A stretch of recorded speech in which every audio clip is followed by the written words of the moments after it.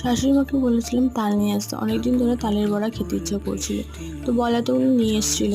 তো উনি তালের বড়া বানাতে যাচ্ছিল, কিন্তু আমি বলেছি যে দাও আমি বানাবো। তো উনি বললো যে তুই পারবি না। আমি বললাম যে না করলে শিখবো কি করে।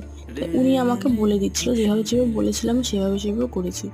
আর তালের বড়া বানাবো, তোমাদের সাথে শেয়ার করবো না এটা কখনো হয়, তাই তোমাদের সাথে শেয়ার করি। প্রথমে তালগুলোকে ভালো করে পরিষ্কার করে একটু জল দিয়ে ভালোভাবে চটকে নিলাম। তারপর একটা ঝুঁটির সাহায্যে তালগুলোর পাল্প আলাদা করে নিলাম। তারপর পরিমাণ মতো এক এক করে সুজি, চিনি, ময়দা দিয়ে দিলাম। আর প্রথমে আমি নারকেল কোড়া দিতে ভুলে গেছিলাম, তাই পরে নারকেল কোড়া অ্যাড করে দিলাম।